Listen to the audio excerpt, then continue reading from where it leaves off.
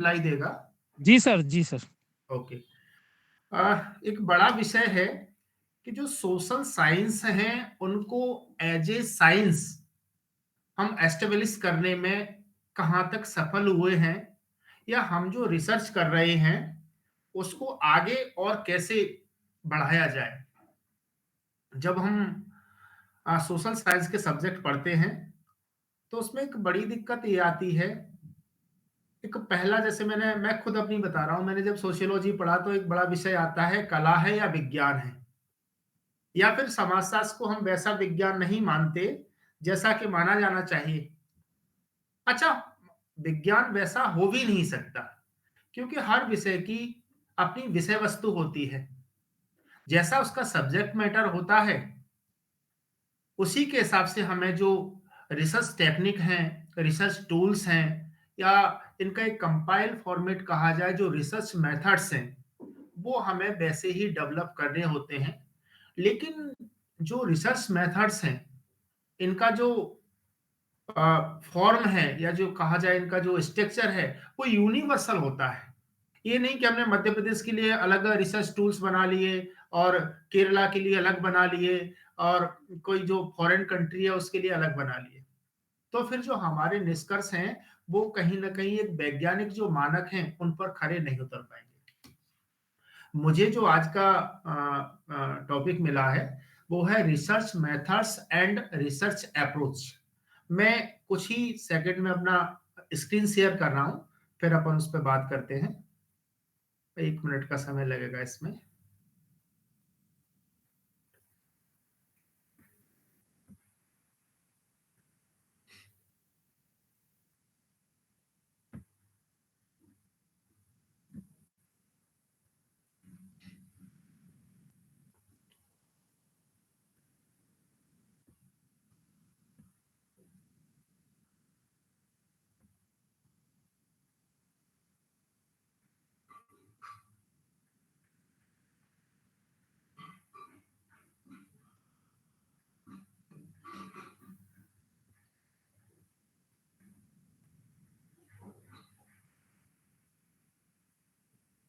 Screen बस कुछ second और लगेंगे, शेयर हो जा रही है।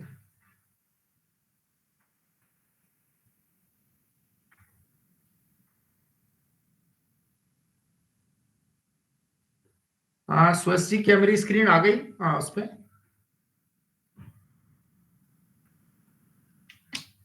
हाँ, सुयश सुन पा रहे हैं मुझे? सर स्क्रीन दिख रही है? दिख रही है। 1 मिनट। यस सर, दिख रही है। बस अब मैं स्टार्ट करता हूँ। जैसा कि मैं आपको बता रहा था, दरअसल ये टॉपिक इतना बड़ा है कि जो रिसर्च मेथड्स हैं, इसमें बहुत सारी चीज़ें आती हैं और कहा जाए जो इसका एक अप्रोच है या कहा जाए जो एक टेक्निक्स है, उस पर कई लेक्चर हो सकते हैं।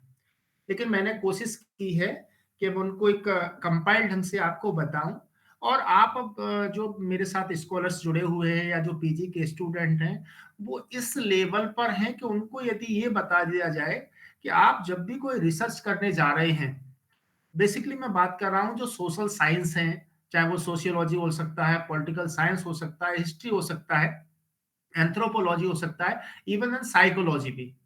तो वहां पर ये टेक्निक्स कहीं ना कहीं हमारे लिए बहुत कारगर सिद्ध होती है और जो सामान्यतः कहा जाता है कि हम लोग जो सिद्धांत बनाते हैं वो कपोल कल्पनाएं होती हैं या कल्पनाओं का सामान्यीकरण होता है, तो ऐसे आक्षेपों से हम बच सकेंगे। रिसर्च मेथड्स की बात करते हैं, तो यहाँ पर दो टर्म्स हमने लिए हैं, एक है रिसर्च मेथड्स और दूसरा है रिसर्च अप्रोच। यानी जो शोध की पद्धतियां हैं वो वास्तव में क्या है, इनका बेसिकली काम क्या है। जब हम रिसर्च मेथड्स की बात कर रहे हैं तो कहीं ना कहीं ये वो थ्योरीज हैं, वो टूल्स हैं, वो टेक्निक्स हैं जो यूनिवर्सली सर्टिफाइड हैं। इनका उपयोग करके जो हमारी कहा जाए जो सोशल फिनोमेना है या जो सामाजिक प्रघटनाएं, सामाजिक घटनाएं हैं, वो कैसे घटित होती हैं, उनके पीछे कौन से प्रिंसिपल्स काम करते हैं। जब अपन कार्ल मार्क्स को पढ़ते हैं, इमानुएल दुर्खिम को पढ़ते हैं, ऑगस्ट कॉम्ट को पढ़ते हैं, यहाँ तक कि कोजर है, हार्वर्ड स्पेंसर है। तो इन्होंने जो सोशियोलॉजी को डिफाइन किया है, उसकी जो विभिन्न यूनिट्स हैं उनको कोरिलेट किया है, और वो कैसे एक इम्पैक्ट जनरेट करते हैं, उसके क्या परिणाम होते हैं, और कौन से कारण हैं जो इन परिणामों के लिए उत्तरदायी होते हैं। इनको खोजने के लिए हमें बहुत सारी पद्धतियों को अपनाना पड़ता है। जैसा कि अपन यहाँ पर देख रहे हैं, ये क्या कर रहे हैं, collection of data, evidence for analysis in order to uncover new information। हम जब सोशियोलॉजी में या सोशल साइंस में जाते हैं तो हमारा उद्देश्य सिर्फ नए सिद्धांतों की स्थापना करना ही नहीं होता। हम केवल नए प्रिंसिपल ही नहीं बनाते, जो पुराने प्रिंसिपल्स हैं, जो पुराने सिद्धांत हैं, हम उनकी कहीं ना कहीं एक कहते हैं ना रीएग्जामाइन करते हैं, पुनर्परीक्षा करते हैं। अब बात आती है कि जब रिसर्च मेथड्स में ये सारी चीजें हैं, तो फिर रिसर्च अप्रोच क्या है। ये बिल्कुल वैसे ही है जैसे हम सैंपलिंग को पढ़ें, और जब हम कोई रिसर्च करने जा रहे हैं तो हम उसमें कौन सा सैंपल अपनाएंगे, वो रैंडम सैंपलिंग होगी या जो उसके अदर टाइप हैं वो एप्लीकेबल होंगे। हम किसी भी अप्रोच को तब तक प्रभावी नहीं कर सकते जब तक कि हम जो हमारा एक तरीके से कहा जाए रिसर्च टॉपिक है, या हमारा जो रिसर्च प्रॉब्लम है, उसके बारे में पूरी जानकारी ना हो। तो जो रिसर्च मेथड्स हैं उनको अप्लाई कैसे किया जाए, डाटा कैसे कलेक्ट कर रहे हैं हम, डाटा कलेक्शन के लिए क्या हमें पूर्व सावधानी रखनी चाहिए, डाटा कलेक्शन के दौरान क्या सावधानी करनी चाहिए, क्या हम सीधा कोई क्वेश्चनर बना के डाटा कलेक्ट करना शुरू कर दें, या हम पहले हमने जो क्वेश्चनर तैयार की है उसको हम एक बार प्री टेस्ट कर लें। तो ये जो पूरा एक कहा जाए जो रिसर्च मेथड्स को एप्लीकेबल करने का जो अप्लाइड व्यू है, जो अप्लाइड एस्पेक्ट है, वो कहीं ना कहीं रिसर्च अप्रोच कहलाता है। जैसे हम पढ़ते हैं ना, रोल एंड स्टेटस, कहते हैं हम कि भूमिका और परिस्थिति सिक्के के एक ही सिक्के के दो पहलू हैं। बिल्कुल वही बात यहाँ पर लागू होती है कि जो रिसर्च मेथड्स हैं उनको हम अकॉर्डिंग टू रूल्स कैसे अप्लाई करते हैं, और कई बार हमें क्या करना होता है कि हम एक पद्धति का उपयोग न करके मिली-जुली पद्धतियों का उपयोग करते हैं, जिसको अपन बोलते हैं ना मल्टी डिसिप्लिनरी, यानी हम कई सारे उपागम को मिला देते हैं। अगली स्लाइड पे चलते हैं। जब हम टाइप ऑफ रिसर्च मेथड्स में जाते हैं तो मेनली हम तीन प्रकार की पद्धतियां देखते हैं। पहली है क्वालिटेटिव रिसर्च, यानी जिसको अपन बोलते हैं परिमाणात्मक रिसर्च। दूसरी है क्वांटिटेटिव, यानी एक तरीके से कहा जाए संख्यात्मक। और तीसरा है मिक्स्ड। क्वालिटेटिव की हमें आवश्यकता कब पड़ती है, इसमें अपन क्या करेंगे, मेनली चीजें क्या रहती हैं, हमारे एक्सपीरियंस क्या है, अनुभव कैसे हैं, इमोशंस कैसे हैं, व्यक्ति व्यवहार कैसे करता है, अकेले में व्यवहार कैसे करता है, उसकी धारणाएं कैसे बनती हैं, सोशल मूल्य उसे कैसे प्रभावित करते हैं, जो सोशल वैल्यूज हैं उनका व्यक्ति पर क्या इंपैक्ट पड़ता है, और कई बार खुद व्यक्ति उन सोशल मूल्य पर क्या प्रभाव डालता है।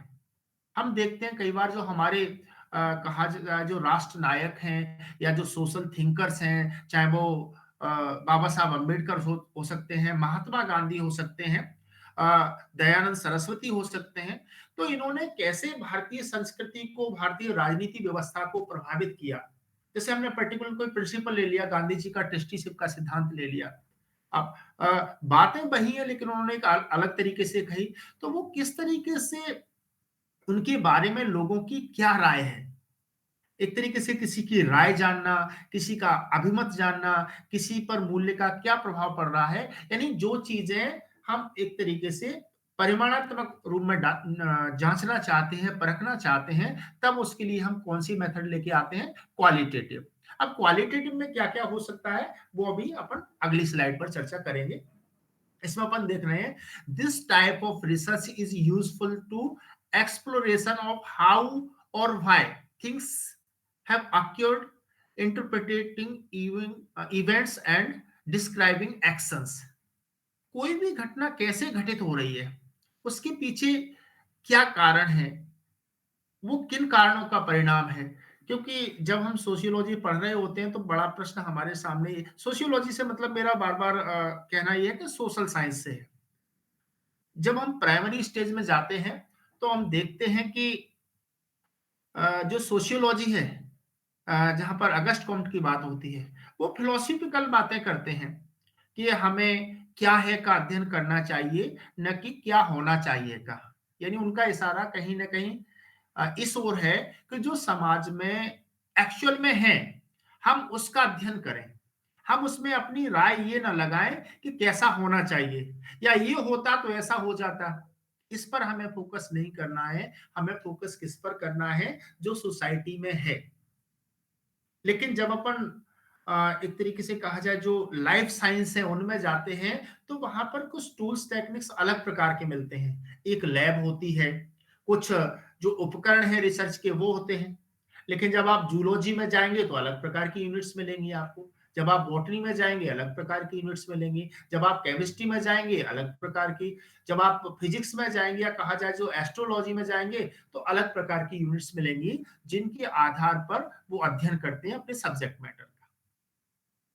फिर जो अपन कह रहे हैं ना संख्यात्मक रिसर्च या क्वांटिटेटिव रिसर्च, इसमें क्या है? इसमें बेसिकली जो कहा जाए डेटा बेस्ड चीजें रहती हैं। स्टैटिकल या जो सांख्यिकी एनालिसिस है वो इसमें रहती हैं और हम आंकड़ों के आधार पर चीजों को दर्शाते हैं। दो चीजें हो सकती है, हम किसी से राय पूछते हैं कि तलाक के बारे में आपकी क्या राय है, या जो महिलाओं की जब एजुकेशन बढ़ती है तो एक तरीके से कहा जाए जो उनकी प्रजनन दर है उस पे क्या क्या प्रभाव पड़ता है। तो हम इसको एक, अगर उसको क्वालिटेटिव वे में देखेंगे तो हम उसका पर उसकी राय जान रहे हैं। लेकिन उस राय को जब हम डेटा में रिप्रेजेंट करते हैं, कितने लोगों ने क्या राय दी, राय देने वालों में जो एज थी, किस एज के लोगों ने कहा कि हाँ इससे प्रजनन दर प्रभावित होती है, कितनों ने कहा कि नहीं इसका कोई प्रभाव नहीं पड़ता, जस की तस रहती है। उसमें जेंडर वाइज हम देखेंगे कि महिलाएं में उसके बारे में महिलाओं ने क्या राय व्यक्त की, पुरुषों ने क्या राय व्यक्त की। जो एक अर्बन फीमेल थी उन्होंने क्या कहा उसके बारे में, एक रूरल क्राइटेरिया में गए तब क्या कहा। जब हम अलग अलग एरिया में जाके डिफरेंट डायमेंशंस को एक तरीके से डाटा में रिप्रेजेंट करें, तो वहां पर कौन सी रिसर्च दिखाई देती है, क्वांटिटेटिव। नेक्स्ट है इसमें मिक्स्ड मेथड रिसर्च। नाम से ही आपको पता चल रहा होगा, mix methods research integrates both qualitative and quantitative. हम किस कहते हैं ना, जब हम कोई आंसर लिखते हैं तो उसमें फैक्ट प्लस कंसेप्ट, यानी फैक्ट हो, अवधारणा हो, प्लस एनालाइज। यदि फैक्ट कंसेप्ट और एनालाइज है, एनालिसिशन है, तब वो जाके कहीं ना कहीं कंप्लीट आंसर बन पाता है। लेकिन हम सिर्फ परिमाणात्मक जानकारी दें, उसको डेटा के द्वारा वेरीफाई न करें, या फिर हम डेटा में ये बता दें कि इतने लोगों ने ये कहा, इतनों ने सहमति व्यक्त की, इतनों ने असहमति व्यक्त की, लेकिन नहीं, जब हम बताएंगे कि इतनी उम्र वाले लोगों ने ये कहा, इसके मायने ये हैं, महिलाओं ने इसके बारे में ये कहा, इसके मायने ये हैं, ये महिला जॉइंट फैमिली में रहती थी, जॉइंट फैमिली वाली महिलाओं के रिप्लाई ये थे। कहने का मतलब ये है कि हमारे जो आंसर्स होंगे उस पर हमारे क्लाइमेट, हमारे सोशल स्ट्रक्चर, हमारे एरिया, हमारे वैल्यूज का प्रभाव पड़ता है। और जब हम किसी डेटा को परिमाणात्मक यानी कहा जाए क्वालिटेटिव प्लस क्वांटिटेटिव की बेस पे एनालाइज करके जब मिक्स मेथड का उपयोग करते हैं, तो वो डाटा कहीं ना कहीं ज्यादा वेरीफाई रहता है, ज्यादा ऑथेंटिक रहता है। और उससे जो प्रिंसिपल बनते हैं उनके कुछ एकेडमिक आउटकम्स होते हैं, या कहा जाए एक अकादमिक कुछ ऐसी उपलब्धियां मिलती हैं जो रिसर्च में जाके फायदेमंद होती है। सुयसी, मेरी आवाज तो आ रही है? यस सर, आ रही है। Okay okay. इस स्लाइड में हम देख रहे हैं why is research important in sociology. आप बिल्कुल कंफ्यूज ना हो, मैं यहाँ पर सोशियोलॉजी की बात नहीं कर रहा हूँ, यहाँ पर बात मैं प्रत्येक सब्जेक्ट की कर रहा हूँ कि रिसर्च क्यों जरूरी है। हम कॉलेज जाते हैं तब भी रिसर्च करते हैं, हम अपने घर से कहीं घूमने जा रहे हैं, किसी टूरिस्ट प्लेस पे जा रहे हैं, किसी मंदिर पे जा रहे हैं, तो हम पहले रिसर्च करते हैं। किस बस से जाएंगे, बाई बस जाएंगे, बाई ट्रेन जाएंगे, बाई प्लेन जाएंगे, कहाँ स्टे करेंगे, कैसे रुकेंगे, क्या खाएंगे। तो ये हम हर व्यक्ति के जीवन में रिसर्च तो जुड़ा हुआ ही है। टर्म है रिसर्च। एक अपन शब्द सुनते हैं डिस्कवरी, यानी खोज करना, चैनल भी है इस नाम से। एक है रिसर्च, यानी रिसर्च का मतलब है कि सोसाइटी में, या कहा जाए हमारे जो सब्जेक्ट हैं, चाहे वो हिस्ट्री हो सकता है, वो पॉलिटिकल साइंस हो सकता है, सोशियोलॉजी हो सकता है, इनकी जो घटनाएं हैं वो घटित हो रही हैं, लेकिन इनके पीछे कुछ रूल्स काम कर रहे हैं। जैसे अभी आपने देखा 3 राज्यों में सरकार बनी, तो सीएम कौन बनेगा, इस पर सभी लोग हाइपोथेटिकल थे। हाइपोथेटिकल से मतलब ये है कि सब अनुमान लगा रहे थे कि यहां पर इसका नाम आएगा, वहां पर उसका नाम आएगा, लेकिन श्योर कोई नहीं था। फाइनली वो अपने आप को सेटिस्फाई करने के लिए क्या बोलने लग जाते हैं कि जो पर्टिकुलर पार्टी है उसका तो रिजल्ट चौंकाने वाला रहता है, यानी हम उसकी पहले से अनुमान नहीं लगा सकते। लेकिन इसी बात को यदि अब जो संगठन को नजदीकी से जानता है, मैं यहाँ पर बीजेपी की बात कर रहा हूं, तो एक उपकल्पना एक भी हो सकती है कि चाहे कोई भी व्यक्ति आए, वो प्रत्यक्ष या अप्रत्यक्ष रूप से संघ से जुड़ा होगा, तो यहाँ पर जो उसकी हाइपोथेसिस है वो कुछ हद तक सही हो जाती। कहने का मतलब ये है कि हमारे जो हाइपोथेटिकल अप्रोच रहती है, वो तभी काफी कुछ सही हो सकती है जब हमने उस घटना को या उसको जो प्रभावित करने वाले फैक्टर्स हैं उनको ठीक से समझ लिया हो। तो जब आप सोशियोलॉजी में रिसर्च कर रहे हैं या सोशल साइंस में रिसर्च कर रहे हैं, वहां पर रिसर्च करने के लिए जो रिसर्च मेथड्स हैं उनको जानना जरूरी है। यदि उनको नहीं जानेंगे तो आप ऐसी कल्पनाएं करेंगे, ऐसी हाइपोथेसिस बनाएंगे जिनका टेस्टिंग करना कठिन होगा। और जब हाइपोथेसिस टेस्ट नहीं होगी तो जो आपके रिसर्च हैं वो उतने फलदायी नहीं होंगे, उतने एकेडमिक इंपोर्टेंस के नहीं होंगे जितना उनको होना चाहिए। इसलिए कहा गया है कि यदि आपको रिसर्च को इफेक्टिव बनाना है तो आपको उसमें रिसर्च मेथड्स को इंक्लूड करना ही होगा। अब यहां पर बात करते हैं कि जब रिसर्च मेथड्स की बात करें तो रिसर्च में कुछ भी खोजने या उसकी कुछ पद्धतियां हों। जिन्होंने इस सब्जेक्ट को पढ़ा होगा, हम जनरली देखते हैं 2 प्रकार के पर्सपेक्टिव देखने को मिलते हैं। पर्सपेक्टिव से मतलब है यहाँ पर परिप्रेक्ष्य से। एक है मानवतावादी उपागम, जिसको बोलते हैं ह्यूमनिस्टिक ओरिएंटेशन, और दूसरा है साइंटिफिक ओरिएंटेशन। तो जो साइंटिफिक मेथड है वो कहीं ना कहीं साइंटिफिक जो ओरिएंटेशन है वो साइंटिफिक मेथड से ही निकला हुआ है। मानवतावादी उपागम क्या कहता है कि हमारी जो रिसर्च हो वो मानव हितैषी होना चाहिए।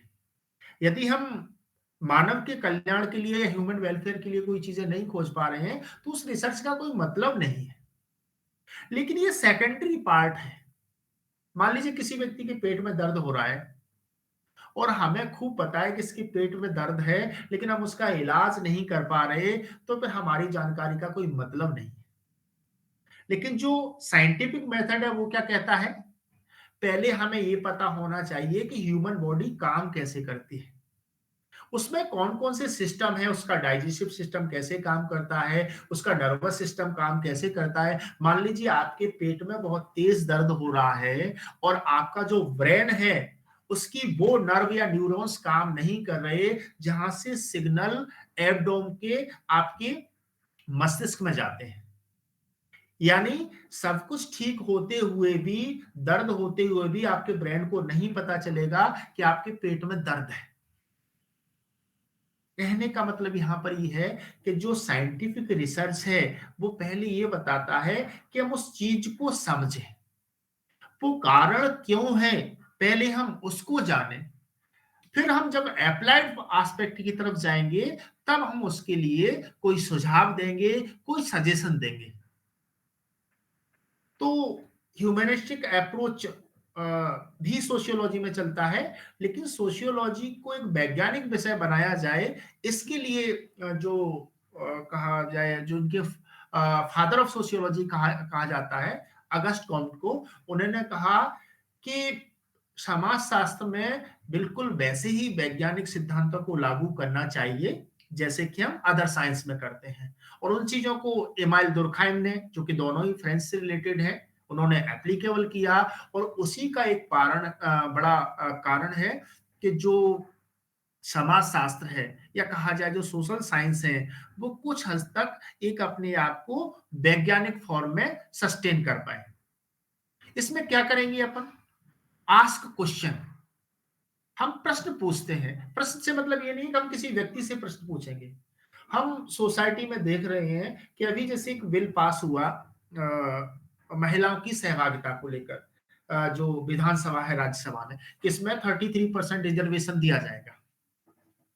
अब हम इस पे काम करना चाहते हैं, जैसा कि अभी मिस्टर भदौरिया इंट्रोडक्शन दे रहे थे तो उन्होंने बताया था कि मेरी पीएचडी किस पर है? महिला सशक्तिकरण पर।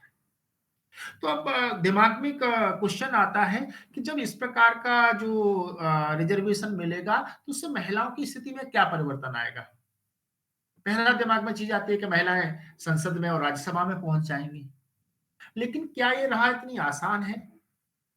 पहले वो इलेक्शन लड़ने के लिए क्या हर महिला पार्टिसिपेट करेगी, या जहां पर उनकी सीट रिजर्व होगी वही महिला इलेक्शन लड़ेगी?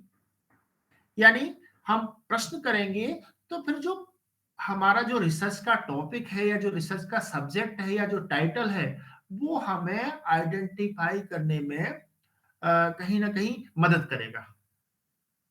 भाई रिसर्च आप किसी पर भी कर सकते हैं। हमने कहा कि भाई वर्तमान में हम देख रहे हैं लोगों की इनकम तो बढ़ी है लेकिन महंगाई भी बढ़ी है। हमने एक हिडनली एक हाइपोथेसिस दे दी कि महंगाई में और इनकम में घनिष्ठ रूप से संबंध है। लेकिन जब आप देखेंगे कि इनकम क्या सभी एरिया में बढ़ रही है? नहीं। आप देखेंगे कि जो सर्विस पर्सन है वो बहुत कम लोग हैं। जो संगठित क्षेत्र है उसमें बहुत कम लोग काम कर रहे हैं। आप देखेंगे कहां पर लोग ज्यादा कर रहे हैं? असंगठित क्षेत्र में। परचेजिंग पावर किसकी ज्यादा है? जिसकी इनकम ज्यादा है। लेकिन वो कितनी चीजें खरीदेगा? कहीं ना कहीं वो पैसा, सर व्याख्यान में हूं अभी, तो वो पैसा कहां से आ रहा है? जब तक ज्यादा लोगों से नहीं आएगा तब तक महंगाई नहीं बढ़ेगी। लेकिन उसके कई सारे कारण हैं। चीजें कम हो, इनकम ज्यादा हो, मांग आपूर्ति के बीच में क्या कोरिलेशन है, ये बहुत सारी बातें हो सकती हैं। The steps of the scientific method, हम जब रिसर्च करते हैं कोई भी, तो एक कुछ स्टेप्स हैं उनको हमें फॉलो करना ही होता है। अगर आप चाहें एक अच्छा रिसर्च पेपर लिखने जा रहे हैं, रिसर्च आर्टिकल लिखने जा रहे हैं, या कोई रिसर्च प्रोजेक्ट पे काम कर रहे हैं, तब हमें इन कहीं ना कहीं स्टेप से गुजरना ही होता है। यदि जो ये रिसर्च के 8 स्टेप दिए गए हैं, कुछ किताबों में स्टेप्स को एक दो और जोड़ घटा दिया गया है, लेकिन जनरली अपन देखते हैं कि ये सारी बातें उसमें आ जाती हैं। क्या क्या स्टेप्स हमें फॉलो करने होते हैं, तब जाके हम एक अच्छा रिसर्च प्रोजेक्ट, रिसर्च पेपर या थीसिस तैयार कर सकते हैं। आज जो स्टूडेंट पीजी कर रहे हैं, आज जो स्टूडेंट पीएचडी कर रहे हैं, जिनका कोर्स वर्क चल रहा है, तो इसमें हम यही चीजें देखते हैं कि हम किस पर रिसर्च करें। स्टूडेंट दौड़ा दौड़ा कहां पर जाता है? अपने गाइड के पास में। सर मुझे पीएचडी करना है। बोले किस पे करना चाहते हो? बोले सर इसीलिए तो आपके पास आया हूं। अब यहाँ पर गाइड उनको वो टॉपिक बताता है जिस पर गाइड ने बहुत पहले से सोचा हुआ है, और वो अपने स्टूडेंट को टॉपिक बता देता है। लेकिन निश्चित रूप से जितना उस टॉपिक के बारे में उसके गाइड ने या निर्देशक ने सोचा है, यदि उतना उस स्टूडेंट को समझा दिया जाए, तब तक वो स्टूडेंट उस पर उस ढंग से काम कर पाएगा। नहीं तो टॉपिक तो वो होगा, लेकिन उसके जो परिणाम है वो वैसे नहीं हो पाएंगे जैसा कि उसके गाइड ने इमेजिन किया है। इसलिए जब भी आप कोई शोध करने जा रहे हैं, सबसे पहले टॉपिक या कहा जाए जो रिसर्च टॉपिक है, उसको बहुत इत्मीनान से सोचें। और हम देखते हैं कि हमारे जो टॉपिक हैं वो अकॉर्डिंग टू आवर सब्जेक्ट होना चाहिए। पॉलिटिकल साइंस में एक अलग प्रकार का टॉपिक होगा, सोशियोलॉजी में एक अलग प्रकार का टॉपिक होगा। बस उनकी जो अप्रोच है, जो पर्सपेक्टिव है, वो बदल जाता है। भाई कानून है, कानून कहां पर बनेगा, संसद में बनेगा, विधानसभा में बनेगा, कैसे पारित होगा, कैसे लागू होगा, ये पॉलिटिकल साइंस का विषय हो गया। लेकिन जब कानून बनाया जाएगा, फिर वो लागू होगा, वो कानून किसके लिए बना है, उसका क्रिमिनल्स पे क्या प्रभाव पड़ेगा, पुरुषों पर क्या प्रभाव पड़ेगा, महिलाओं पर क्या प्रभाव पड़ेगा, उससे क्राइम कंट्रोल होगा या क्राइम और बढ़ जाएगा, या लोगों को क्राइम करने का तरीका बदल जाएगा, ये इसका दूसरा एस्पेक्ट हो सकता है। क्राइम कंट्रोल करने के लिए हमें कितना नया स्ट्रक्चर डेवलप करना पड़ेगा। अभी जितने पॉपुलेशन है उस पर कितने पुलिस वाले हैं, कितने थाने हैं, तो ये कहीं ना कहीं एडमिनिस्ट्रेटिव बदलाव हो जाएंगे। बात यहां पर ये आ रही है कि हम किस टॉपिक पर काम करना चाह रहे हैं। जब आपने एक बार टॉपिक सिलेक्ट कर लिया, तो डिफाइन द प्रॉब्लम। हम उस टॉपिक के द्वारा किस समस्या पर, क्या समस्या से मतलब कोई पैनिक कंडीशन नहीं है, यहाँ पे समस्या से मतलब है जिसके बारे में हम जानना चाह रहे हैं। भाई हमने देखा कि हम कोई भी चीज ऊपर की तरफ उछालते हैं, वो जमीन में गिर जाती है, या कोई भी चीज ऊपर से नीचे की तरफ ही क्यों गिरती है। ये अर्ध सत्य है। आधा सही क्यों है? क्योंकि ये पृथ्वी या जहां तक इसका गुरुत्वाकर्षण बल काम करता है, वहां तक ये बात लागू होती है। जैसे ही आप किसी वस्तु को अंतरिक्ष में जाके उछालेंगे, जहां पर अपना ग्रेविटी फोर्स अर्थ का शून्य हो जाता है, वहां पर वो चीज अनंत काल तक आकाश में ही घूमती रहती है। और घूमते घूमते घूमते घूमते वो जिसकी अट्रैक्शन ग्रेविटी फोर्स में आ जाएगी, उसके तरफ ही वो चली जाती है। हम देखते हैं कितने सारे उल्का पिंड हैं जो आकाश में मंडराते रहते हैं, लेकिन कुछ पृथ्वी की तरफ आ जाते हैं और उनकी जो ग्रेविटी फोर्स है पृथ्वी का वो खींच लेता है। कुछ रास्ते में जलकर नष्ट हो जाते हैं और कुछ पृथ्वी पर गिरते हैं। तो जो प्रॉब्लम है, हम उसको डिफाइन कर लें, उसको जांच लें कि इससे क्या क्या चीजें होंगी। कल जैसा कि मुझे पता चला आपका जो लेक्चर था वो ऑब्जेक्टिव ऑब्जेक्ट कैसे सेट करते हैं, क्योंकि ऑब्जेक्ट और हाइपोथेसिस इनमें बड़ा संबंध है।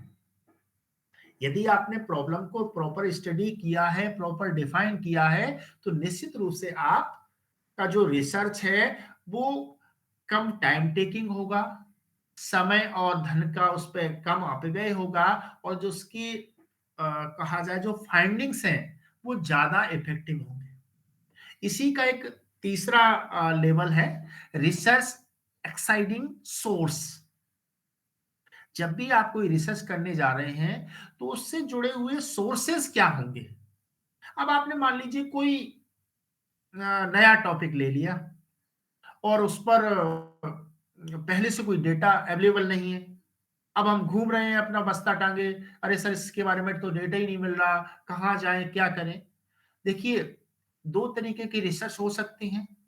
एक ऐसा टाइटल हो सकता है जिस पर पहले से काम हुआ है लेकिन एक लंबा समय हो गया है, या हम उसके किसी दूसरे फॉर्मेट पे काम करना चाह रहे हैं। ये कुछ नए टाइटल हो सकते हैं, जैसे आर्टिफिशियल इंटेलिजेंस का ह्यूमन रिलेशंस पर प्रभाव, या robotic robots in human lifes, या कुछ हम तीसरा और हाइपोथेटिकल ले लें, यदि हमारे बीच में आके एलियन रहने लग जाएं तो हमारी क्या स्थिति होगी? अब आप कहेंगे सर इस प्रकार का तो कोई है ही नहीं। भाई ये हाइपोथेटिकल है। एलियंस यहाँ पर आएंगे तो वो हमें कैसे प्रभावित करेंगे? वो हमें नुकसान ही पहुंचाएंगे या हम उनको नुकसान पहुंचाएंगे या हम साथ में रह के कुछ अच्छा करेंगे? क्योंकि इस पर भी रिसर्च जारी है। आप देखेंगे अमेरिका में और एक जो मैं नाम भूल रहा हूं उनका, एक साइंटिस्ट हुए हैं, तो उन्होंने कहा है कि नहीं कोई ना कोई ऐसी चीज है जो अंतरिक्ष में जिनका वजूद है, समय समय पर अपन देखते रहते हैं, ऐसा देखने को भी मिलता है। तो वही सारी चीजें हैं। रिसर्च जो सोर्स हैं वो प्राइमरी भी हो सकते हैं, वो सेकेंडरी भी हो सकते हैं, जिसको आप बोलते हैं ना रिव्यू ऑफ लिटरेचर। उसके बारे में पहले से क्या रिसर्च हुआ है, वो मटेरियल ऑनलाइन है, ऑफलाइन है, किसी लाइब्रेरी में है, किसी रिपोर्ट के रूप में है, या हम मान लीजिए हम स्वतंत्रता सेनानियों पर काम कर रहे हैं तो उनमें से क्या कोई स्वतंत्रता सेनानी अभी जीवित है, या हम देख रहे हैं कि जो सोशियोलॉजिकल कंसेप्ट है या कहा जाए जो सोशियोलॉजी है उसके बारे में जो हायरार्किकल जो अप्रोच है, इवोल्यूशनरी जो अप्रोच है उसमें कितना बदलाव आया है। तो हम उन व्यक्तियों से बात करेंगे जो कभी कॉन्ट के या उनके परिवार के नजदीक रहे हैं, या हम उनको देखेंगे जिन्होंने उन व्यक्तियों को ठीक से पढ़ा है, या फिर हम एक मध्यस्थ व्यक्ति नहीं लाना चाहते तो हम खुद जाके एक कॉन्ट की या मार्क्स की या मैक्स वेबर की जो रेफरेंस बुक है हम उसको उठाएं और उसको पढ़ें। तब हम देखेंगे कि उनके थॉट्स को, उनके कंसेप्ट को एक्चुअल में क्या है हम उस रूप में जान पाएंगे। जब आप इतना करेंगे फिर आता है फॉर्मुलेट अ हाइपोथेसिस। एक उपकल्पना, प्राकल्पना या परिकल्पना का निर्माण करना। कल्पना सब हम खूब देखते हैं, लेकिन यहां पर अपन क्या बोल रहे हैं? उपकल्पना, यानी हम पहले से ही कोई अनुमान लगा रहे हैं। सामान्यतः अपन क्या डिफाइन करते हैं कि हाइपोथेसिस क्या है? हाइपोथेसिस किसी भी शोध समस्या के विषय में लगाया गया एक पूर्व अनुमान है। कैसा अनुमान? जिसकी सत्यता की, या एक तरीके से कहा जाए जिसका भी एक टेस्ट होने वाला है। अब वो हाइपोथेसिस सही होगी, आधी सही होगी, गलत होगी या पूर्णतया गलत होगी, वो अपन उसको जब उसके लिए हम क्वेश्चन बनाएंगे और लोगों का सर्वे करेंगे, लोगों से डेटा कलेक्ट करेंगे, जब हम उसका जनरलाइजेशन करेंगे, सामान्यीकरण करेंगे, और जो टेस्ट रहते हैं हाइपोथेसिस के लिए, जो टेस्ट रहते हैं उसकी कसौटी पर जब हम उसको कसेंगे तभी हम कह पाएंगे कि हमारी जो हाइपोथेसिस थी वो हमारे रिसर्च के जो उद्देश्य थे उनके कितने नजदीक थी, उनमें कोई रिलेशन था कि नहीं था। हमने कहा कि जो जैसे हमने कहा कब जो सामान्यतः हम देखते हैं, ये चीज कही जाती है कि जो गवर्नमेंट ऑफिस कहा जाए या कहीं भी कहा जाए, एक जो सामान्य भ्रष्टाचार पर जो बात हुई तो उसमें ये निष्कर्ष आए कि महिलाओं में पुरुषों की तुलना में कम भ्रष्टाचार करने का रेशियो देखने को मिलता है। अब इस बात को हम कसौटी पर कसें या हम इसको सीधा आगे बढ़ा दें, कहा ऐसा होता है और ये फलाना रिसर्च में कहा गया, या फिर हम उसको आइडेंटिफाई करें। हम देखें कि हमने देखा मध्य प्रदेश के अलग अलग जिलों के 5 थाने लिए, या अपने यहाँ जो कहा जाए जो लोकायुक्त वगैरह काम करते हैं, हमने देखा कि आपके यहाँ पिछले 5 सालों में जो केस दर्ज हुए उस केस में कितने केस महिलाओं के विरुद्ध थे, कितने पुरुषों के विरुद्ध थे, किस केस में महिला और पुरुष दोनों शामिल थे। अब हमने जो आंकड़ा इकट्ठा किया, अब हम उसके आधार पर उसका इंटरप्रिटेशन करें। तो एक तो बात यह है कि जो पहले कह दी गई है प्राइमरी पहले से रिसर्च है जिसको अपन सेकेंडरी डाटा बोलते हैं, लेकिन एक हमने अपनी तरफ से डेटा कलेक्ट किया। तो हम देखेंगे जब दोनों ही डेटा को अपने एनालाइज किया तो एक तीसरी बात निकल के आई कि नहीं, यहां हमने देखा कि जो डिसीजन मेकिंग फॉर्मेट में था, चाहे वो मेल हो या फीमेल हो, उसने करप्शन ज्यादा किया। जो किसी के अंडर में काम कर रहा था उसने कम किया। तो बात यहां पर ये आ रही है कि जो विभिन्न इकाई यहाँ हैं वो कैसे कोरिलेटेड हैं और कैसे एक दूसरे को प्रभावित करती है। Choose a research method and design a study, इसको एक तरीके से कहा जाए रिसर्च डिजाइनिंग भी कहते हैं। आपने टॉपिक सिलेक्ट कर लिया, आपने उसको प्रॉब्लम को आइडेंटिफाई कर लिया, आपने रिसोर्सेज देख लिए इसमें किन के रिसोर्सेज की आवश्यकता पड़ेगी, फिर आपने हाइपोथेसिस बना ली, ऑब्जेक्टिव्स बना लिए। अब बात आती है कि हम एक अच्छा रिसर्च डिजाइन करें। जब आप रिसर्च डिजाइन पढ़ेंगे तो कई सारे उसके फॉर्मेट हैं। आप रिसर्च किसके लिए कर रहे हैं? कहते हैं ना, ज्ञान के लिए ज्ञान। मुझे सिर्फ ये जानकारी चाहिए कि ऐसा ऐसा क्यों होता है। एक रहते हैं निदानात्मक, कोई प्रॉब्लम है मुझे सॉर्ट आउट करना है। हमने देखा कि वर्तमान में जो तलाक की दर है वो बढ़ती जा रही है, तो डिवोर्स रेशियो क्यों बढ़ रहा है, इसके पीछे मुझे स्टडी करनी है। अब उसकी स्टडी को जब अपन करेंगे तब हमें पता चलेगा कि नहीं, तलाक की दर सभी में एक जैसी नहीं है।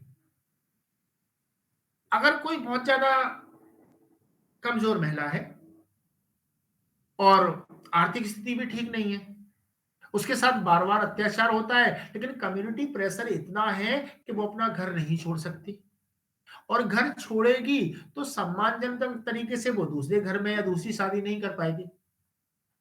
लेकिन वही जब अपन एक अपर फैमिली में जाते हैं जहां पर महिला पढ़ी लिखी है, उसका पति भी जॉब करता है, पत्नी भी सेल्फ डिपेंड है, अब ऐसी स्थिति में यदि पति उसके साथ सम्मानजनक व्यवहार नहीं करता है तो कारण हो सकता है कि वो अलग हो जाए। तो कहने का मतलब ये है कि सिर्फ कष्टों की वजह से ही कोई अलग हो जाएगा ये नहीं है, उसके जो अन्य कारण हैं वो भी इसको प्रभावित करते हैं। लेकिन इन कारणों को जानने के लिए अपन क्या करेंगे? डेटा कलेक्शन करेंगे। डेटा कलेक्शन कैसे करेंगे? उसके कई सारे मेथड हो सकते हैं। जब हम तथ्य संकलन की विधियां पढ़ते हैं तो उसमें कई सारी विधियां आती हैं। एक आता है प्राइमरी डेटा कलेक्शन और एक होता है सेकेंडरी डेटा। इसके बारे में आगे बात करेंगे।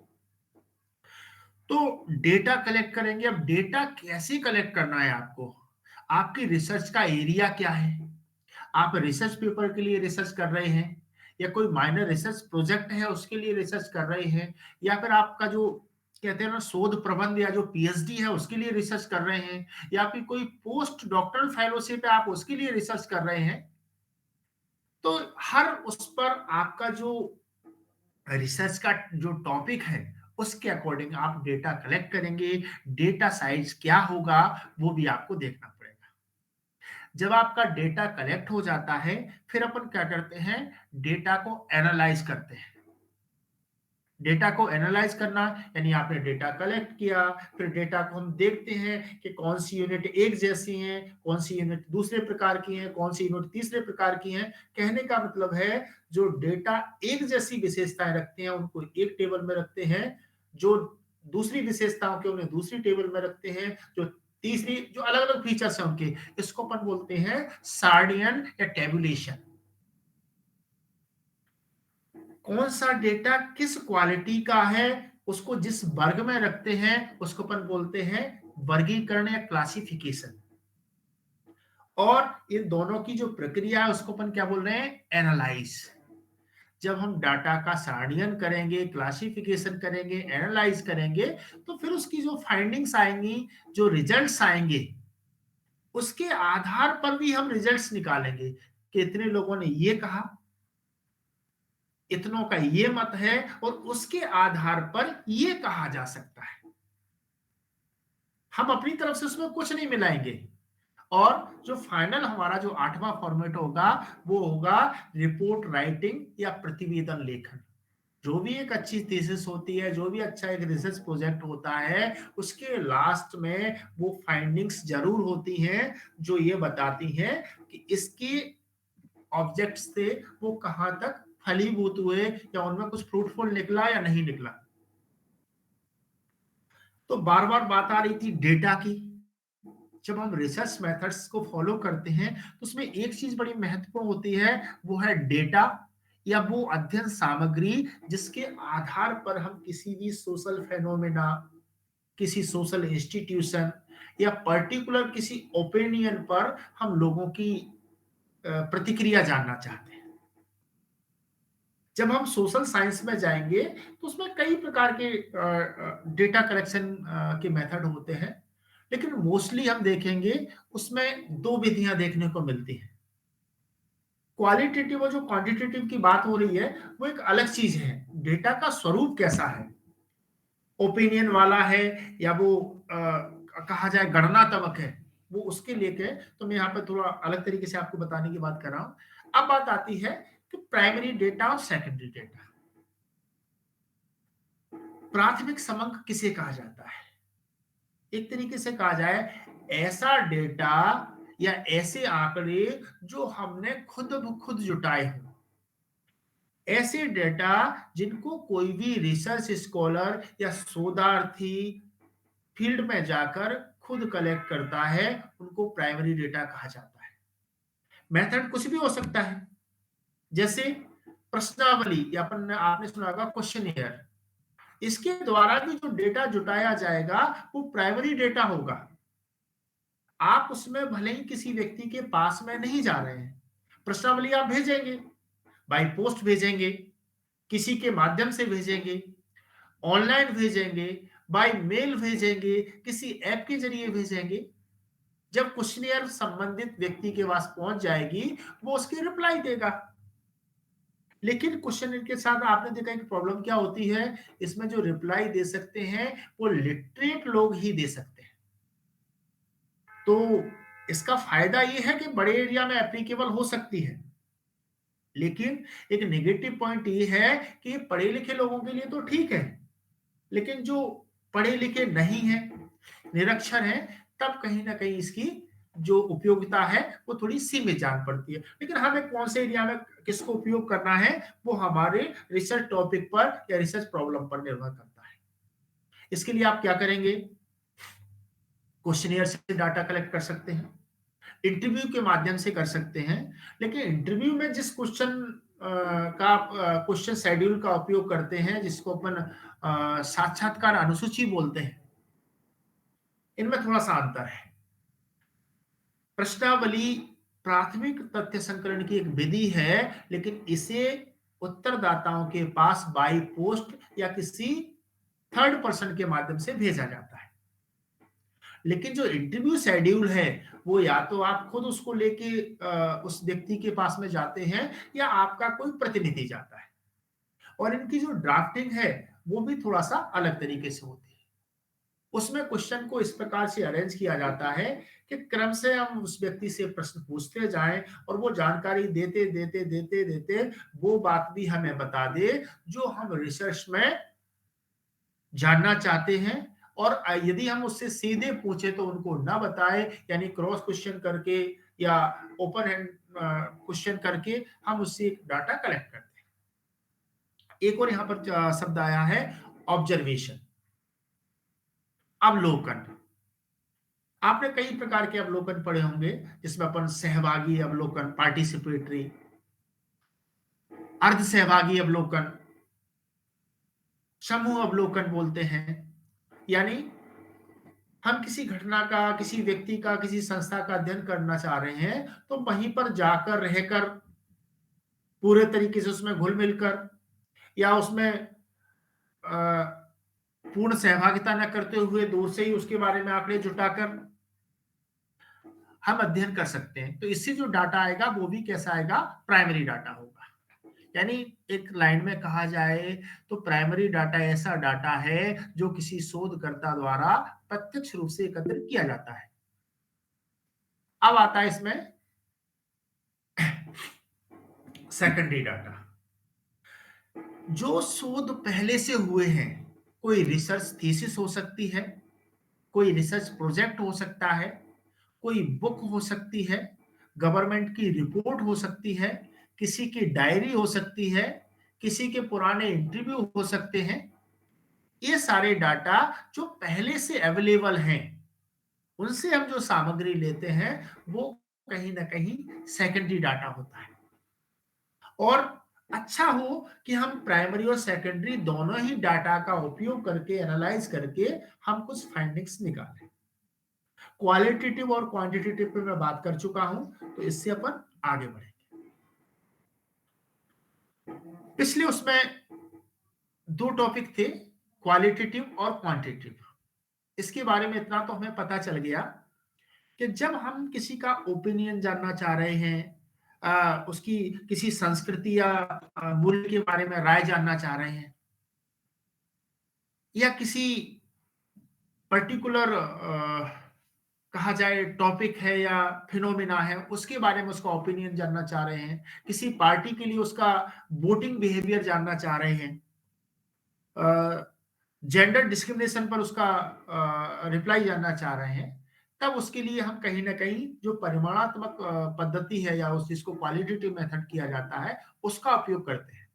लेकिन सोशल साइंस में कौन कौन सी कहा वो जो क्वालिटेटिव मेथड है वो उपयोग होते हैं, तो उसके बारे में जानना थोड़ा सा जरूरी है, या जब भी हम रिसर्च करें तो ये चीजें हमारे माइंड में होना चाहिए। एक चीज मैं बहुत क्लियर कर देना चाहता हूं कि सभी शोध में सभी रिसर्च पद्धतियां उपयोगी नहीं होती हैं। हमारा रिसर्च टॉपिक क्या है, हमारी रिसर्च प्रॉब्लम क्या है, उसके अकॉर्डिंग ही हमें रिसर्च मेथड एक्सेप्ट करने होंगे, रिसर्च टूल्स एंड टेक्निक्स का उपयोग करना होगा, तो वो हमारे लिए फायदेमंद होगी। अन्यथा तो फिर वही हर पर मौला या एक खिचड़ी बन के रह जाएगी। यहां पर अपन देख रहे हैं, पहला नंबर है इंडक्टिव एंड डिडक्टिव मेथड। इसको अपन क्या बोलते हैं? आगमन एवं निगमन पद्धति। इंडक्टिव एंड डिडक्टिव, यानी एक चीज में अपन देखते हैं, जो पहला वाला मेथड है इंडक्टिव मेथड, इसको आगमन पद्धति बोलते हैं। इसमें अपन किसी भी घटना को क्या बोलेंगे? पर्टिकुलर टू जनरल, यानी विशिष्ट से सामान्य की ओर, एक तरीके से कहा जाए सूक्ष्म से बृहद की ओर। कैसे? पहले हम किसी एक मैं बहुत ऐसे ही देख रहा था, मैं आपकी पीपीटी तैयार कर रहा था, तो एक बड़ा रोचक एग्जांपल मिला। जैसे कोई एक बच्चा है और वो फ्रूट्स देख रहा है खा के, तो एप्पल रखे हुए हैं। वो एप्पल उठाता है, जब रेड कलर का एप्पल खाता है तो उसको मीठा लगता है, और जब वो ग्रीन कलर का एप्पल खाता है तो उससे कैसा लगता है? खट्टा लगता है। और ऐसा उसने एक बार किया, दो बार किया, फिर उसने जो बेर थे वो खाए। आम है, उसने देखा कि जो ग्रीन मैंगो है वो कच्चा है या उस खट्टा लग रहा है, तो उसने एक दिमाग में एक वो बना लिया, निर्णय बना लिया कि जो हरे फल हैं वो कैसे होते हैं? खट्टे होते हैं, या रेड या येलोइश जो फल हैं वो कैसे होते हैं? मीठे होते हैं। तो यही चीज कहीं ना कहीं जो सोशल और पॉलिटिकल फिनोमिना है, उनके आधार पर भी हम उसको देख सकते हैं कि जहां पर किसी घटना की विवेचना, किसी पद्धति की विवेचना विशिष्ट से सामान्य की ओर हो, तब हम उसे क्या बोलेंगे? Inductive method. Deductive method just इसके उलट है। जब हम विशिष्ट से सामान्य की ओर चल रहे हैं तो इसको अपन क्या बोल रहे हैं? Inductive method. यानी इसको अपन बोल रहे थे पर्टिकुलर टू जनरलाइज। जब जनरलाइज टू पर्टिकुलर की तरफ चलेंगे तब उसको बोलते हैं डिडक्टिव मेथड। इनके बारे में अभी जो अगली स्लाइड है उस पर अपन बात करेंगे। इसके बाद इसमें एक और मेथड है केस स्टडी मेथड। समाज शास्त्रियों के बीच या कहा जाए सोशल साइंस में बहुत लोकप्रिय रहता है, इसको बोलते हैं हम वैयक्तिक अध्ययन पद्धति। फिर है सोशल डिस्टेंस स्केल, सामाजिक दूरी मापने का जो पैमाना है बोगार्डस का, सोशियोमेट्री समाज मिति जिसे बोलते हैं, मूर्नियों के द्वारा जिसको दिया गया है, कम्युनिटी स्टडी मेथड, तो इन पर अपन बारी बारी से बात करते हैं। Inductive method, empirical observation seeking patterns in those observation and then theorizing about those patterns। क्या लिख रहे हैं? Inductive method is when you start with specific observation or facts। जब आप किसी विशेष बात से शुरू कर रहे हैं और सामान्य निष्कर्ष पर पहुंच जा रहे हैं। जैसे एक बहुत अच्छा एग्जांपल मुझे मिला, अगर हम किसी से पूछें कि सूर्य जो सुबह और शाम को दिखाई देता है तब उसका रंग कैसा होता है, तो लाल दिखाई देता है। एक जो प्राइमरी जनरलाइजेशन है वो ये कहता है कि सूर्य का जो रंग है वो सुबह और शाम कैसा होता है, लाल होता है। लेकिन ये लाल क्यों होता है, नीला क्यों नहीं होता? अभी आपने देखा हमारा जो आदित्ययान गया हुआ है उसने अपनी कक्षा से सूर्य की कुछ सन की कुछ तस्वीर ली, कुछ फोटोग्राफ्स लिए, और वो जो 10-12 फोटोग्राफ्स थे वो सब अलग अलग कलर के थे। यानी उसकी जो लाइट हमारी आंख तक पहुंच रही है उसका वेवलेंथ कितना है, उसकी डिस्टेंस कितनी है, इस पर उसका कलर निर्भर करता है, न कि उसके सुबह या शाम होने पर। तो एक प्राइमरी जनरलाइजेशन क्या हुआ कि सूर्य सुबह और शाम को लाल रंग का होता है, लेकिन नहीं, उसका रंग तो बदलता रहता है, लेकिन जो कलर है, जिसकी वेवलेंथ है, कौन सी हमारे तक पहुंच रही है, कौन सी तक नहीं, तारे टिमटिमाते हैं, क्यों टिमटिमाते हैं, सब बहुत सारी चीजें आपने पढ़ी।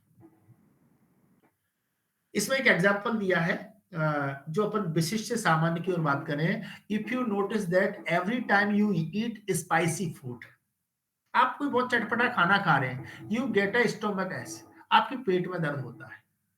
You might use inductive reasoning to conduct that spy food consumer stomach X। आपने देखा कि जब भी कुछ आप तीखा और चटपटा खाया और पेट में कुछ दिक्कत हुई, कुछ मरोड़ हुई, कुछ दर्द हुआ, तो हमने अनुमान लगा लिया कि जो तीखी और चटपटी चीजें हैं वो हमारे इंटेस्टाइन को या हमारे पेट को नुकसान पहुंचाते हैं। तो एक विशिष्ट चीज से आपने एक जनरलाइजेशन किया। अब आते हैं डिडक्टिव मेथड। जो पहले वाला है उसका जस्ट उल्टा निगमन पद्धति है, यानी जो आगमन पद्धति है इंडक्टिव मेथड है, उसका जस्ट उलट क्या है, डिडक्टिव मेथड, जिसमें हम सामान्य से विशिष्ट की ओर चलते हैं। सामान्य से विशिष्ट की ओर, अच्छा, ये रीजनिंग में बहुत उपयोग होते हैं। एक तरीके से कहा जाए साइकोलॉजी, जो साइकोलॉजी है, मनोविज्ञान है, उसमें बहुत ज्यादा उपयोग होता है। लेकिन जैसा आपका रिसर्च प्रॉब्लम होगा, रिसर्च टाइटल होगा, इसके अकॉर्डिंग इनका यूज होगा। इस पर किसी का कॉपीराइट नहीं है कि साइकोलॉजी वाले उपयोग करेंगे, सोशियोलॉजी वाले नहीं करेंगे, सोशियोलॉजी वाले करेंगे, एंथ्रोपोलॉजी वाले नहीं करेंगे। आपकी सोशल प्रॉब्लम कैसी है उस पर डिपेंड करता है। क्या लिख रहे हैं? The deductive approach being with a theory developing hypothesis, यानी जो हाइपोथेसिस बनाने में इसका बड़ा रोल रहता है। हम पहले क्या करते हैं, एक अनुमान लगाते हैं, और हमारी जो हाइपोथेसिस है वो वास्तव में क्या है, एक जनरलाइजेशन ही तो है। हमने कहा कि जो पढ़ी लिखी महिलाएं हैं, जो लिटरेट महिला हैं, वो आर्थिक रूप से आत्मनिर्भर होती है। लेकिन मैं आपको कितने ही ऐसी फैमिली या परिवार बता सकता हूं जहां पर महिलाएं पढ़ी लिखी हैं, गोल्ड मेडलिस्ट हैं, लेकिन उनको जॉब नहीं करने दिया गया कि हमारी सोसाइटी परमिट नहीं करती। लेकिन पहली बात भी सही है, यदि आपने अच्छे से एजुकेशन ली है, कोई टेक्निकल कोर्स किया है, तो आपको जॉब मिलने के चांस ज्यादा होते हैं। जब आपके पास जॉब होगा, रोजगार होगा, तब आप आर्थिक रूप से आत्मनिर्भर होंगे। तो कोई भी कारक सीधा परिणामकारी नहीं होता है, उसको प्रभावित करने वाले दूसरे कारक भी होते हैं, जिसे आर्ट के मटन क्या बोलते हैं, प्रकट प्रकार और अप्रकट प्रकार है। यानी एक ऐसे जो दिखाई देते हैं, एक ऐसे जो काम तो करते हैं लेकिन दिखाई नहीं देते। तो जो डिडक्टिव मेथड है वो क्या करता है, हाइपोथेसिस बनाने में हेल्प करता है, और यही हाइपोथेसिस हमारी रिसर्च का माध्यम बनती है, इसलिए समाजशास्त्र वगैरह में इसका काफी उपयोग होता है। जैसे इसको एग्जांपल दें, कोई एक टीचर है, वो बहुत अच्छे से किसी उपन्यास के बारे में पढ़ा रहा है, उसका नायक कौन था, नायिका कौन थी, उसकी क्या विशेषताएं थी, उनके बीच में प्रेम था, उनके बीच में ये था, दूसरा व्यक्ति आया, उसकी वजह से लड़ाई हो गई और एक ने दूसरे की हत्या कर दी, तीसरा इस सदमे को बर्दाश्त नहीं कर पाया, इसलिए वो सुसाइड कर लिया और वो मर गया। अब वो इसके आधार पर पहले उसने एक जनरल चीजें बता दी उसके बारे में, अब उस पर क्वेश्चन करेगा किसमें नाउन कौन है, प्रोनाउन कौन है, इसका विशेषण कौन है, इसमें हीरो कौन है, इसमें विलन कौन है। यानी पहले उसने सामान्य जानकारी दी, उसके बाद में फिर उसमें उन्होंने माइनर क्वेश्चन किए। केस स्टडी मेथड, सुयस 5 मिनट और लगेंगे, बस कंप्लीट हो जाएगा।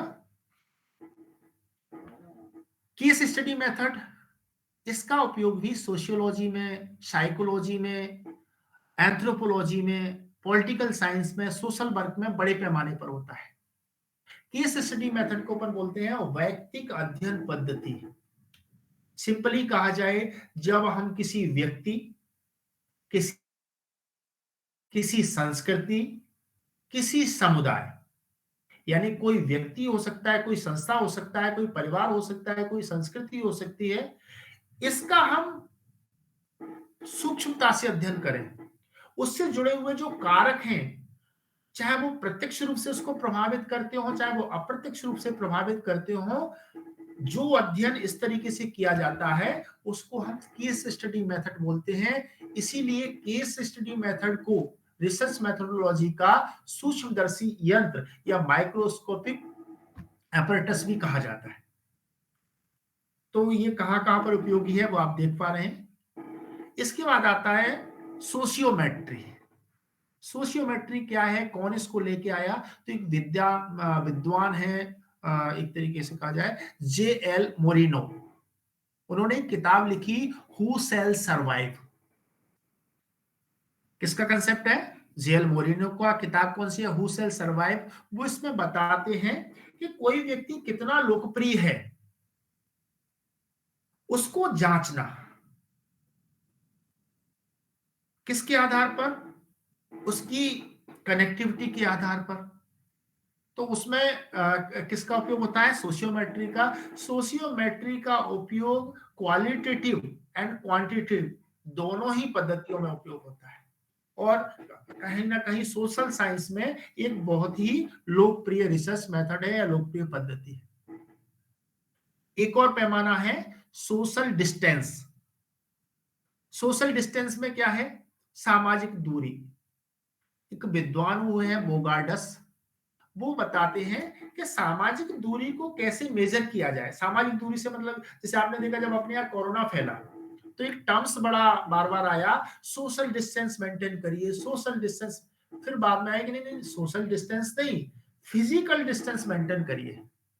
हमारे यहाँ आज भी कई कम्युनिटीज में सोशल डिस्टेंस देखने को मिलती है, और इसका एक बड़ा कारण था अनटचेबिलिटी, अस्पृश्यता। लेकिन जब अस्पृश्यता 1955 में कानून बना, अस्पृश्य व्यवहार को एक दंडनीय अपराध बना दिया गया, SC/ST एक्ट बना, और अब धीरे धीरे उस व्यवहार में कमी आई है। आज भी कोई ऐसा व्यवहार करता है तो उसको कानून के द्वारा दंडित किया जाता है।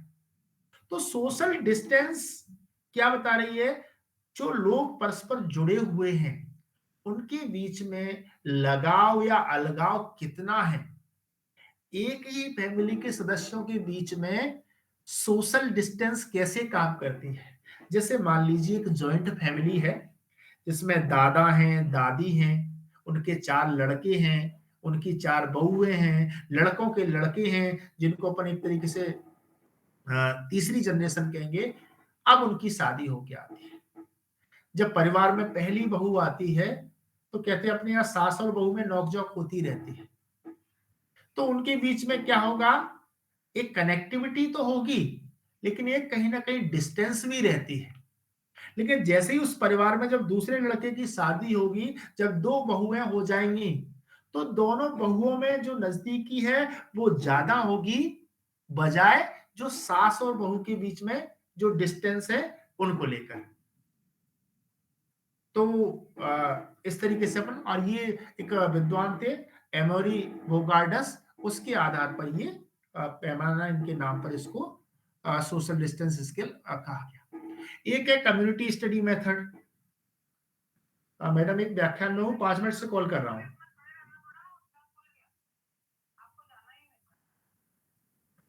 तो कम्युनिटी स्टडी मेथड क्या होता है? कम्युनिटी जैसे पर्टिकुलर हम किसी ट्राइबल या एथनिक ग्रुप का अध्ययन कर रहे हैं, तो उसके बारे में ये कहा जाता है कि हम उसकी स्टडी जाकर उन्हीं परिस्थितियों में जांच करें, वहां पर रहें, ऑब्जर्वेशन जैसे हो सकता है, पार्टिसिपेटरी ऑब्जर्वेशन हो सकता है, तभी जाकर हम उसको ठीक से समझ सकते हैं। कहते हैं ना कि जैसी परिस्थितियां हैं उसी के हिसाब से घटनाओं को समझा जा सकता है, अन्यथा चीजों को ठीक से नहीं समझ सकते। एक मैंने देखा, मैं कॉलेज आता जाता हूँ ट्रेन से, तो स्टेशन पे मैंने देखा एक न्यूली कपल जा रहा है। अब देखने में वो क्या लग रहा है कि कोई जोड़ा है, लेकिन पता चला कि नहीं, कोई भाई अपनी बहन को ससुराल से लेके आ रहा है। एक मिनट जस्ट। हेलो मैडम, एक व्याख्यान में हूं, मैं भी कॉल कर रहा हूँ। तो इस तरीके से कई बार ये होता है कि जो चीजें जैसी दिखाई देती हैं वो वास्तव में वैसी नहीं होती, तो उनको एक्चुअल फॉर्मेट में जानने के लिए हमें उस समुदाय के बीच में जाना पड़ता है, वहां पर रहना पड़ता है, समझना पड़ता है। और कितनी सारी एंथ्रोपोलॉजिकल स्टडीज हैं जो इस प्रकार से हुई हैं। तो और भी बातें थी, लेकिन समय अब हो गया है, तो मैं अपनी स्लाइड को पहले तो बंद करता हूं। और मैंने अपने स्तर पे बताने का प्रयास किया है, अब वो कितना सार्थक हुआ है कितना नहीं, ये तो हमारे बच्चे ही बता पाएंगे। Thank you so much, sir. It was really an enlightening lecture. Now I would like to invite Shri Mahin Singh Lodhi ji to present his vote of thanks.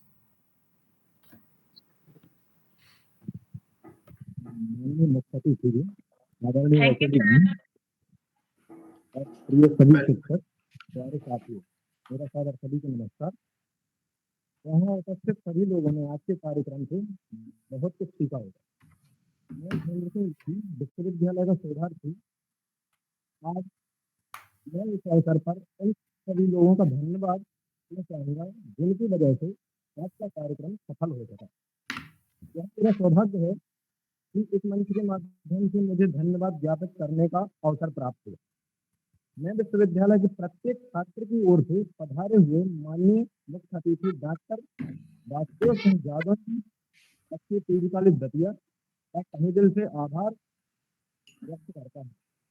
उन्होंने अपने बहुमूल्य समय में से हमारे विश्वविद्यालय के लिए समय निकाला और आज के कार्यक्रम में मुख्य अतिथि बनने की स्वीकृति दी।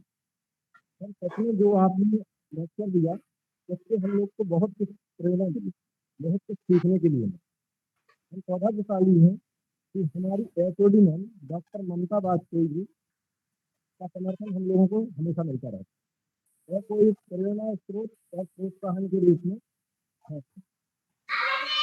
पुनः सर आपका धन्यवाद और सभी शिक्षकों का, मैम का धन्यवाद, सभी साथियों का धन्यवाद जिनके सहयोग से आज का कार्यक्रम सफल हो सका। Thank you so much.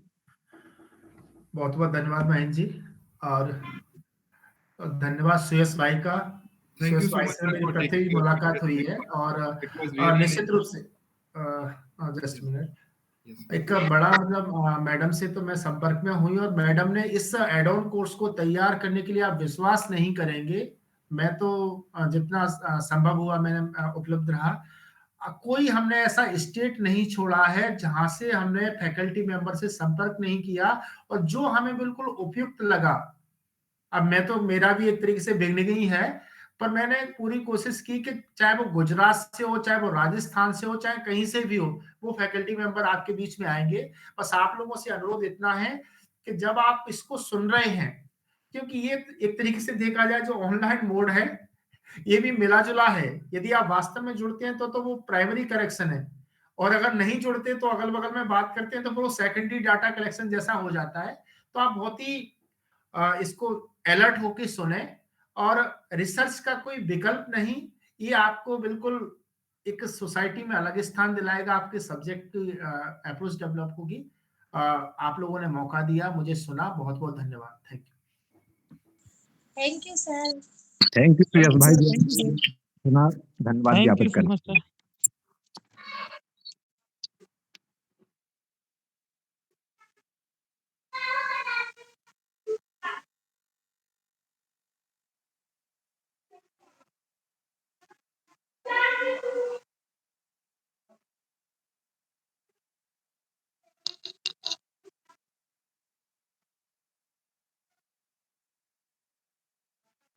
आपका माइक बंद है।